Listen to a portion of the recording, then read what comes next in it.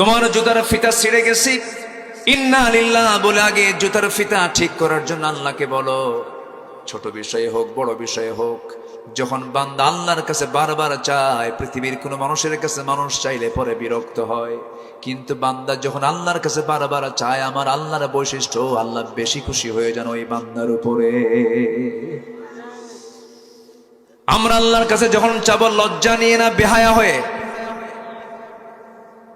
ভালো করে বলেন, আল্লাহর কাছে যখন চাবো আমরা লজ্জা নিয়ে না বেহায়ের মতো? বেহায়ের মতো চাইতে হবে। লজ্জা নিয়ে একবার চাবেন, আর তো চাবেন না।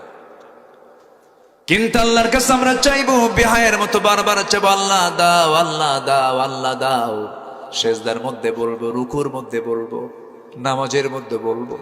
সেজদার মধ্যে বান্দা যত লম্বা সেজদা দেবে, যা চাবে বারবার চাবে, আল্লাহ বলেন বান্দারে সমস্ত শ্রেষ্ঠ চাওয়া হলো সেজদার ভিতরে আমার কাছে চাবি, আমি তোর সমস্ত চাওয়াকে কবুল করে নেব।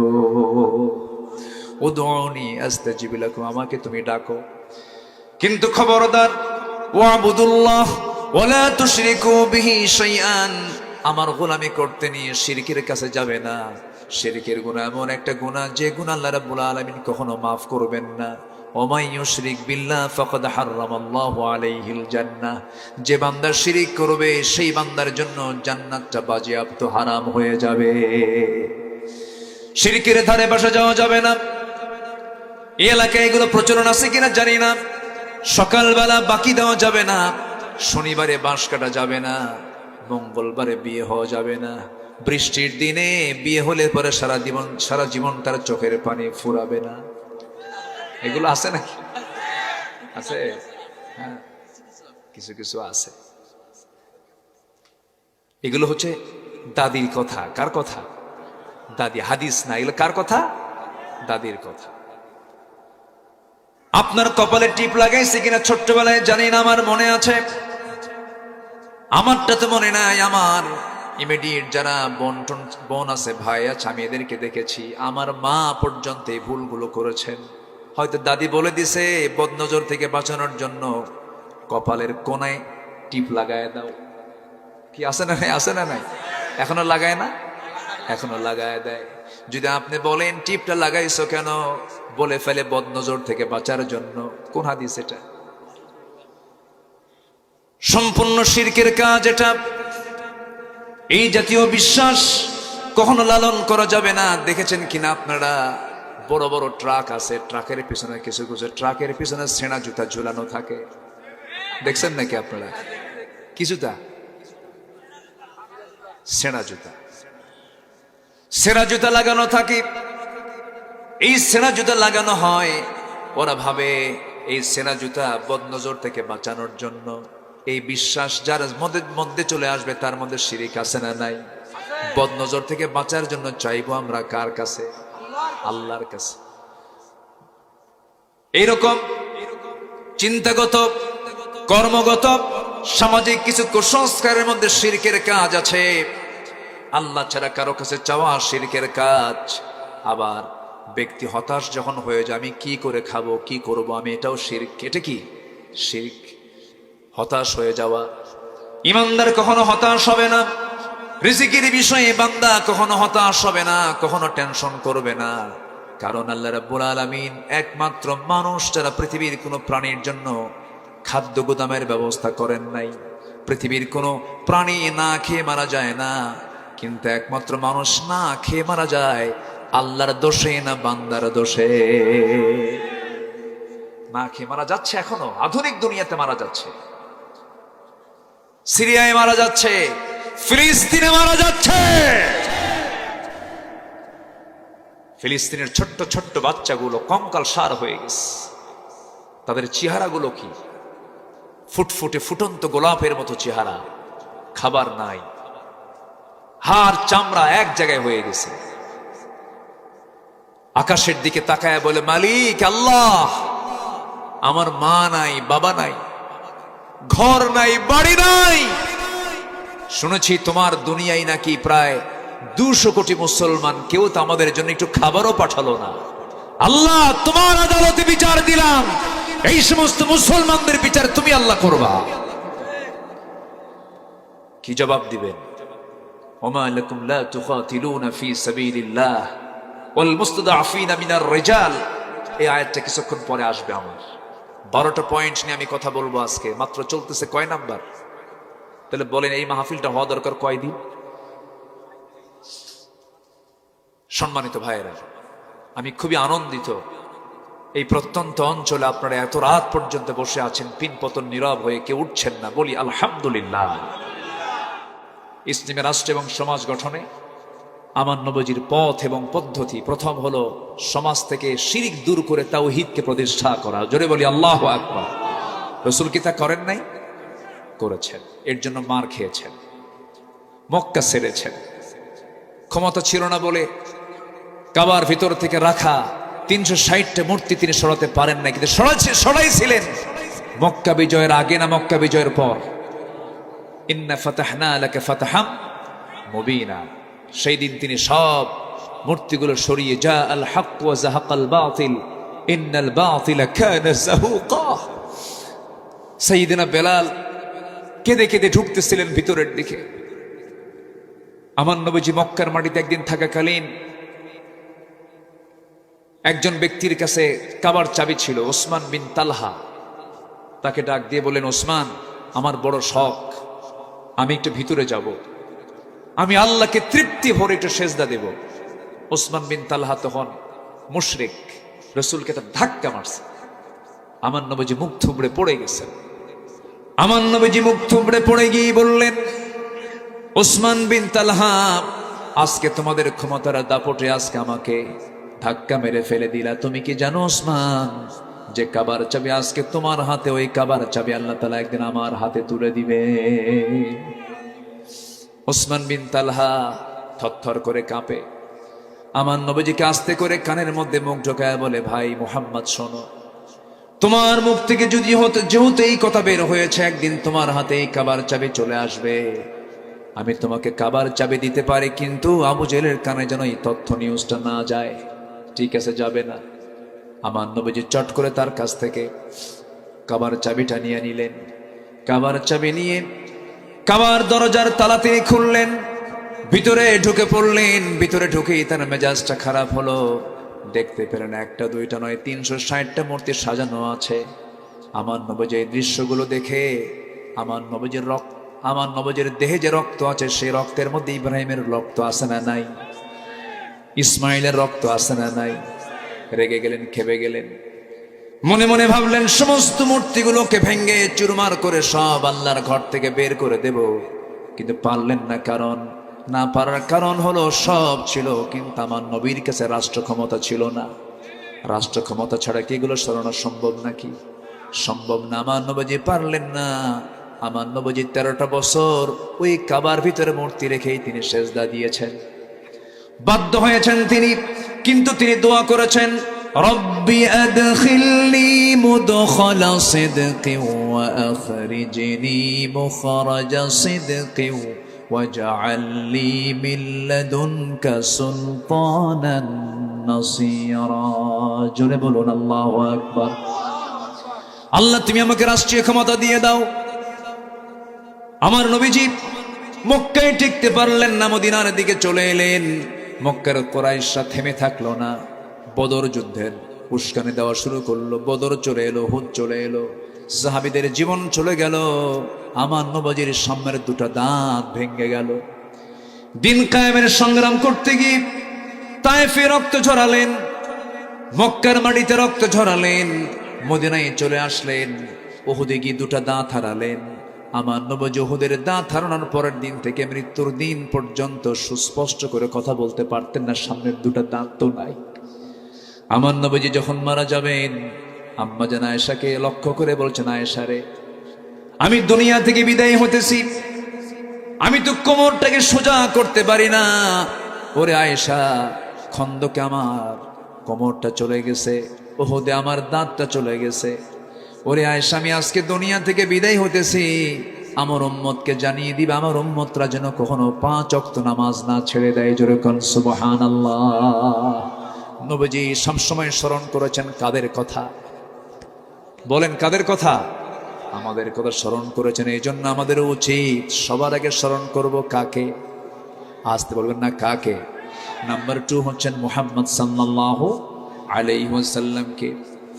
আমার বন্ধুগণ, তাওহীদ প্রতিষ্ঠার আন্দোলন করতে গিয়ে সমাজ থেকে শিরিক দূর করার জন্য তিনি মক্কায় টিকতে পারলেন না, মদিনায় চলে গেলেন। 13 বছর মক্কায় কাটলো, মদিনায় 10 বছর কাটলো। মূল লক্ষ্য ছিল একটাই, সেটা হলো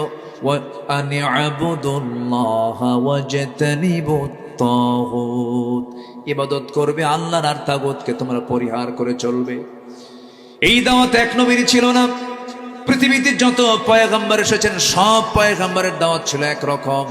আল্লাহ রাব্বুল আলামিন বলেন, ওয়ালাকাদ বা'আসনা ফি কুল্লি উম্মাতির রাসূলান আন ই'বুদুল্লাহা ওয়াজতানিবুত তাগুত। জোরে বলুন আল্লাহু আকবার। আমার বন্ধুগণ, এইজন্য শিরিক মুক্ত জীবন গড়তে হবে, শিরিক মুক্ত সমাজ গড়তে হবে, শিরিক মুক্ত রাষ্ট্র গড়তে হবে। আমাকে আপনাকে চেষ্টা চালিয়ে যেতে হবে। আমার বন্ধুগণ, একজন মানুষের আইন মানবে না, আল্লাহর আইন মানবে। আমার দেশে যে বসবাস করছি, আমরা যে দেশে বসবাস করে সেই দেশে আইন চলছে বান্দার না আল্লাহর। বান্দার জন্য একজনই আদর্শ, কে করে দিয়েছেন? আল্লাহ করে দিয়েছেন। আল্লাহ রাব্বুল আলামিন বলেন, لقد كان لكم في رسول الله أسوة حسنة لمن كان يرجو الله واليوم الآخر وذكر الله كثيرا। তোমাদের জন্য উত্তম আদর্শের বাস্তব নমুনা কেউ নয়। তোমাদের জন্য উত্তম আদর্শের বাস্তব নমুনা শুধু একমাত্র কেবলমাত্র শুধুমাত্র একজন, তিনি হচ্ছেন মুহাম্মদুর রাসূলুল্লাহ সাল্লাল্লাহু আলাইহি ওয়াসাল্লাম। তাকে ফলো করো, তাকে অনুসরণ করো। আমি আল্লাহ, তুমি আমাকে সরাসরি পাবে না, আমাকে পেতে হলে নবীর ইত্তেবা লাগবে। যারা পারেন ঠোঁট মিলিয়ে কমন আয়াত, ঘরের আয়াত, পকেটের আয়াত আমার সঙ্গে ঠোঁট মিলিয়ে বলুন, ইন কুনতুম তুহিব্বুনাল্লাহ ফাত্তাবিউনি ইউহিব্বুকুমুল্লাহ ওয়া ইয়াগফির লাকুম যুনুবাকুম ওয়াল্লাহু গফুরুর রহিম। জোরে বলুন আল্লাহু আকবার। কি মোহাম্মদ সে वफा तूने तो हम तेरे है, ये मोहम्मद की मोहम्मद से वफा तूने तो हम तेरे है, ये है जहाँ चीज है किया लौह कलम तेरे है। मोहम्मद के যদি ভালোবাসো, ভালোবাসা পাবে আমার, লৌহ কলম লোহিবে তোমরা। মাটির পৃথিবী সে কোন ছাড়, দুনিয়াও পাবে আখিরাত পাবে, সব কিছু পেয়ে যাবে। কিন্তু শর্ত হতেছে জীবনের চাইতে সবচেয়ে বেশি প্রিয় মনে করতে হবে আমার রাসূলকে। রাসূলকে ভালোবাসতে হবে, সেই নবীজির ইত্তেবা করতে হবে। সেই নবীজির জীবনী থেকে একটি বিষয় আমাকে দেওয়া হয়েছে, সেটা হলো ইসলামী রাষ্ট্র এবং সমাজ গঠনে, ইসলামী সমাজ ও রাষ্ট্র গঠনে, আগে তো সমাজ, ইসলামী সমাজ ও রাষ্ট্র গঠনে রাসূলুল্লাহ সাল্লাল্লাহু আলাইহি ওয়াসাল্লাম এর পথ এবং পদ্ধতি এবং দাওয়াতি কাজে যুবকদের কেমন ভূমিকা, এই বিষয়ে আমাকে কিছু কথা বলতে বলা হয়েছে। একটু সময় লাগবে, কিন্তু উঠতে একটু দেরি হয়েছে। শেষ হতে যদি দেরি হয় কষ্ট হবে না তো? আমাকে সবাই সময় দিতে রাজি আছেন? জোরে বলি ইনশাআল্লাহ। সম্মানিত ভাইয়েরা, রাষ্ট্র যে ইসলাম দিয়ে সাজানো যায় এটা অনেকে মানতেই চায় না, আছে কিনা বলেন? রাষ্ট্র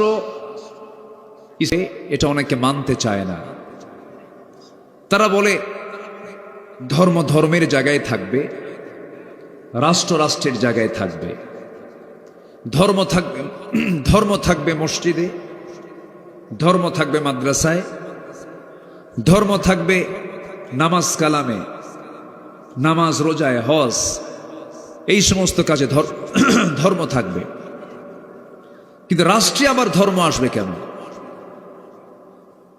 তারা এটা প্রমাণ করতে চান রাষ্ট্র এবং ধর্ম দুটা দু জায়গায় থাকবে। কিন্তু ইসলাম বলে দিচ্ছে ধর্ম দিয়ে রাষ্ট্র চলতে হবে। আসতে বলে, ঠিক কিনা? কি দিয়ে চলতে হবে?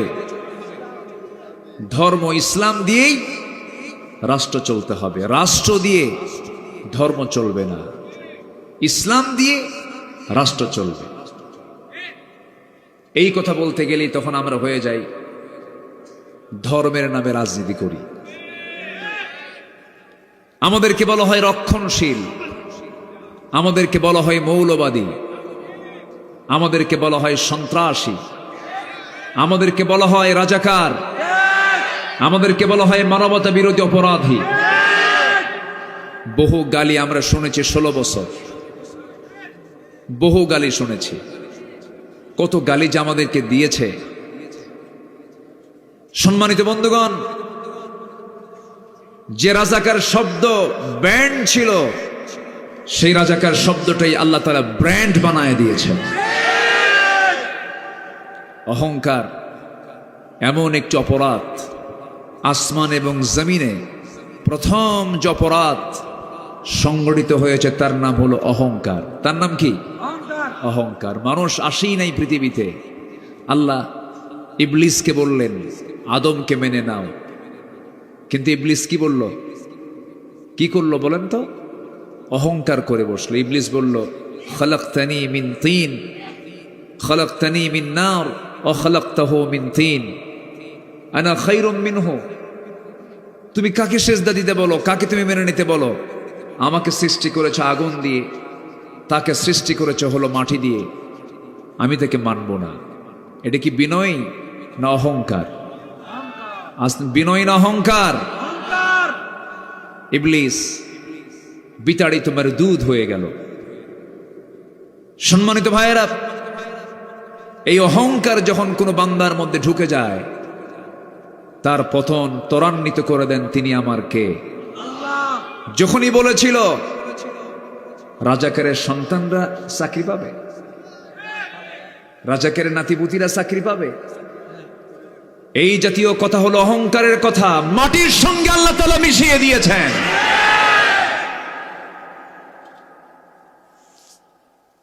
অনেকে বলতো না মরা পর্যন্ত উপায় নাই, বলতো না? 2021, 2041, ভিশন 21, আবার বলল 2041, কিন্তু 24 শেষ, 24 শেষ। আমি ভেবেছিলাম যুবকরা মনে হয় ডিভাইসে আসক্ত হয়ে পড়েছে, মতাকাসক্ত হয়ে পড়েছে, গেমস আসক্ত হয়ে পড়েছে, নোংরামিতে জড়িয়ে গেছে, মনে হয় যুব সমাজ শেষই হয়ে গেছে। কিন্তু জাতে মাতাল তালে ঠিক, ঠিক কিনা? কি দেখায় দিল, কি আন্দোলন করলো, এই সাহস যুবকদের ভিতরে তৈরি করে দিয়েছেন তিনি আমার কে? সবগুলো ঝাঁপিয়ে পড়ল 5 অগাস্টের দুপুরের পর। মাত্র টাইম হলো 45 মিনিটস, 45 মিনিট সময়। কি দাপট, কি পাওয়ার, কি ক্ষমতা, সব কিছুকে মাটির সঙ্গে মিশিয়ে দিয়েছেন তিনি আমার কে? মূলত এই বিজয়টা কে দিয়েছেন বলেন তো? যুবকদের মনে সাহস দিয়েছেন কে? যদি পালাতো, যুবকরা যদি পিছপা হতো, আজকে মাহফিল হতো? আল্লাহ রাব্বুল আলামিন বলেন ইল্লা তানফিরু يعذبكم عذابا أليما ويستبدل قوما غيركم ولا تضروه شيئا তোমরা যদি পালাতে আমি তোমাদের বিকল্প এমন একটা জাতি চাপিয়ে দিতাম যাদের তোমরা কিছুই করতে পারতে না। আজকে সাহস যোগী আমার সন্তান আপনার সন্তানরা চাপিয়ে পড়েছিল, সেই যুবকদের সাহায্য করেছেন তিনি আমার কে? আল্লাহ তাআলা। একটা পরিবেশ যখন পেয়েছি আমরা, 53 বছরে এই পরিবেশ আমরা পাইনি। 1971 সাল, আজকে 2024 সাল, এই 53 বছর আমরা এই অনুকূল পরিবেশ পাইনি। চট্টগ্রামের মাহফিলে 144 দ্বারা বহুবার জারি হয়েছে। বিগত সরকারের আমলে পৃথিবীর বাংলাদেশের বিভিন্ন জায়গায় ইসলাম বিরোধী চক্র বিভিন্ন সময় ষড়যন্ত্র করেছে, কিন্তু 2024 সালের 5 অগাস্টের পর আমরা যে পরিবেশটা পেয়েছি, এই পরিবেশকে আমার আপনার কাজে লাগাতে হবে। এই 53 বছরে কেউ দেশ চালিয়েছে 25 বছর, কেউ চালিয়েছে 16 বছর, কেউ চালিয়েছে 9 বছর, মাঝখান দিয়া মঈনুদ্দিন ফখরুদ্দিনরা চালাইছে কয়েক বছর। সব দেখা শেষ। আগামীর দেশ আমরা দেখতে চাই ইসলামের দেশ, কোরআনের দেশ। রাজি আছেন কারা কারা? হাত উঁচু করে দেখা।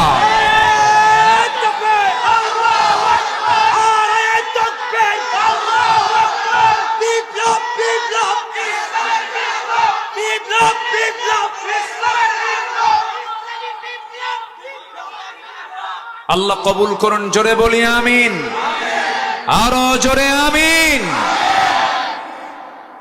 সম্মানিত ভাইয়েরা, কম ষড়যন্ত্র করেনি, কম মিথ্যাচার করেনি। আল্লামা সাঈদীর মতো মানুষের নামে মামলা দিয়েছে ধর্ষণের। সাবেক শিক্ষা প্রতিমন্ত্রী এহসানুল হক মিলনের নামে মামলা দিয়েছিল হলো ভ্যানিটি ব্যাগ চুরির মামলা। শাইখুল হাদিস আল্লামা আজিজুল হক রাহিমাহুল্লাহ, তাকে 1996-2000 সাল, এই 5 বছর যখন এরা ক্ষমতায় ছিল, এই সমস্ত ব্যক্তিদেরকে গ্রেফতার করে জেলখানায় উজুর পানি পর্যন্ত দেওয়া হয়নি, জায়নামাজ দেওয়া হয়নি, দাড়ি টেনে ছিঁড়া হয়েছে। তার সন্তান আল্লামা মামুনুল হককে জেলখানায় ঢুকিয়ে রেখে অমানবিক নির্যাতন নিপীড়ন করা হয়েছে। বিগত 16 বছর জেলখানায় সাধারণ মানুষ বেশি ছিল না আলেম ওলামা বেশি ছিল? আমি আব্দুল্লাহ আমিন, প্রথম আমার বিরুদ্ধে মামলা হয় 1999 সালে। ওই সময় জননিরাপত্তা আইন নামে একটা আইন পাশ করেছিল তারা। সেই মামলার আমি একজন আসামি ছিলাম। আমার মামলার উকিল ছিলেন মরহুম ব্যারিস্টার মওদুদ আহমদ। হাইকোর্ট থেকে সেই সময় মামলাটাকে স্থগিত করা হয়। আবার ওই গভর্নমেন্ট যখন আবার 2008 সালে আসলো, আসার পর আরো কিছু মামলা আমার নামে যোগ হলো। 2014 সালে কোন এক মাহফিল আমাকে লক্ষ্য করে গুলি পর্যন্ত করা হয়েছে, মঞ্চে আগুন ধরিয়ে দেওয়া হয়েছে, কোরআনে আগুন দেওয়া হয়েছে, অসংখ্য কোরআন প্রেমী ভাইদের প্রতি লাঠি চার্জ করা হয়েছে। মাহফিল ছিন্ন বিচ্ছিন্ন হয়ে গেল। মাহফিল তারা সব মাহফিলের সমস্ত কার্যক্রম বন্ধ করে দিয়া 3 দিন পরে শুনি তারা একটা মামলা করেছে। সেই মামলার আমি হলাম 1 নম্বর আসামি। 2018 সাল প্রহসনের নির্বাচনের আগ দিয়ে হঠাৎ করে আমার বাড়ি ঘেরাও দিয়ে সাদা পোশাকধারী লম্পট বদমাইশ কিছু আমাকে গ্রেফতার করে নিয়ে চলে গেল। থানায় গিয়ে বসলাম, মামলা কি জানি না। শেষ পর্যন্ত আমাকে গ্রেফতার দেখিয়ে, ওয়ারেন্ট দেখিয়ে জেলখানায় পাঠানো হলো। জেলখানায় ঢুকলাম, ঢুকে দেখি সামনে এক বুড়া চাচা সামনে দাঁড়ানো। আমার দেখি লম্বা একখান সালাম দিল, দিয়া বলে, হুজুর আপনি জেলখানায় ঢুকলেন, খুব খুশি হয়েছি। বললাম, ঢুকলাম জেলখানায়, খুশি করে হলেন আপনি, এটা কেমন কথা? হুজুর ওয়াজ শুনি অনেক দূর থেকে, মুসাফা করতে পারি না, সাক্ষাৎ করতে পারি না, এত সুন্দর এত কাছে আসবেন, এর চাইতে কি বড় আনন্দ আর কিছু আছে নাকি? উনি ওনার দিকটা দেখে খুব খুশি হয়েছে। বললাম, চাচা আপনি জেলখানায় কেন? কে বাবা, আমার বয়স 85 বছর, আমার নামে মামলা দিয়েছে হলো বিস্ফোরক মামলা। কি মামলা? বিস্ফোরক মামলা। আমি নাকি বোমা হামলা করছি। বলেন তো 85 বছরের মানুষের হাতের ফিটনেস কি আছে? থাকে? মারবে একদিকে, লাগবে আরেক দিকে, হাত তো কাঁপে। 85 বছরের বৃদ্ধ মানুষটাও মামলা থেকে অব্যাহতি পায়নি। মার কোল থেকে সন্তানকে ছিনিয়ে নিয়ে গুম করা হয়েছে, হত্যা করা হয়েছে, লাশকে টুকরো টুকরো করা হয়েছে। আয়নাঘর সাজানো হয়েছিল। Barrister Arman, brigadier general Abdul Hilaman Azmi, এই দুজন ব্যক্তির সঙ্গে আমি সরাসরি কথা বলেছি। শুধু একটাই কথা বললেন কেঁদে কেঁদে, 8টি বছর আয়নাঘরে ছিলাম, আকাশের সূর্য দেখতে কেমন এটা আমাদের কিসমতে জোটে নাই। মীর কাসিম আলী রাহমাহুল্লাহর সুযোগ্য সন্তান আরমান ভাই বললেন, আমার বাবার শাহাদত 8 বছর আগে হয়েছে, আমি জানতাম না। আমি জানতাম যে আমার বাবা বেঁচে আছেন, সেই দিন জানতে পেরেছি যেদিন আমি আয়নাঘর থেকে মুক্ত হয়েছি।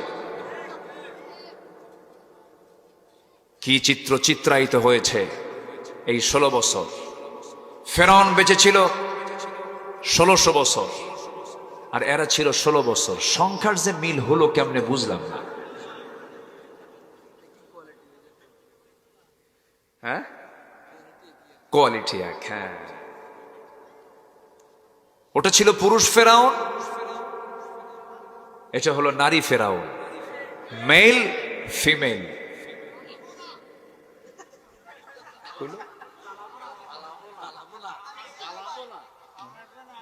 ও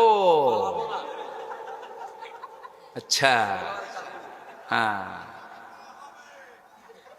খেলা হবে না, এটা বাজে কথা। এটা জানেন, একজন দেশের কর্ণধার, একজন দেশের উচ্চ পদস্থ একজন ব্যক্তির মুখ থেকে এই জাতীয় হালকা কথা, বেমানান, বেফাস, ব্যক্তিত্বহীন ছাড়া এই জাতীয় কথা মুখ থেকে বের হতে পারে না।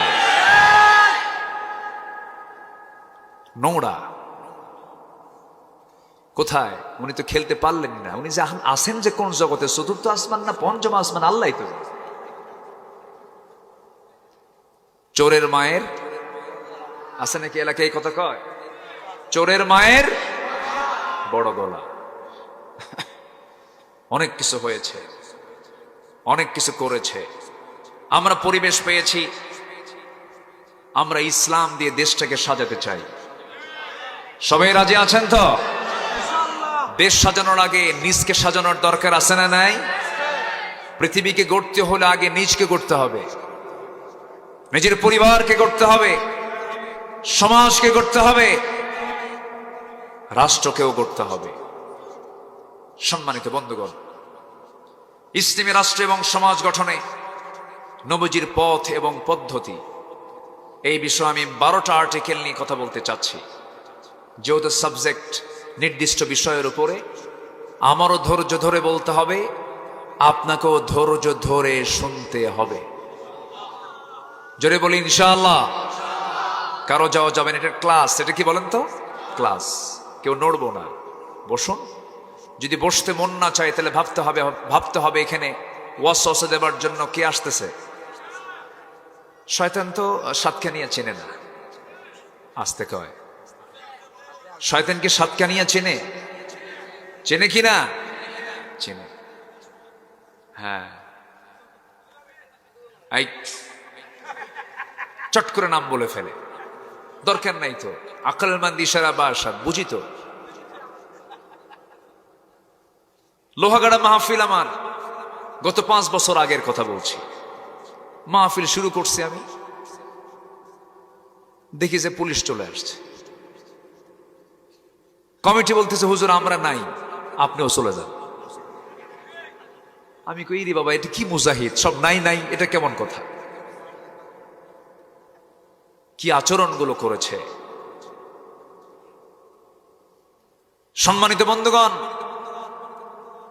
যারা কোরআনের বিরুদ্ধে ষড়যন্ত্র করেছে, যুগে যুগে ইতিহাস রাস্তা করে তারা নিক্ষিপ্ত হয়েছে। সম্মানিত ভাইয়েরা, আসুন আমরা মূল বিষয়টার দিকে যাই। রাষ্ট্র কি ইসলাম দিয়ে চলতে পারে? আসতে পারে, চলতে পারে। কি বিফল ভাবে না সফল ভাবে? বিফল ভাবে না সফল ভাবে? ইসলাম কার? আসতে বলবেন না, ইসলামটা কার? ইসলাম কে দিয়েছেন? আল্লাহ দিয়েছেন। আল্লাহ রাব্বুল আলামিন বলেন, ইন্নাদ-দীনা ইনদাল্লাহিল ইসলাম।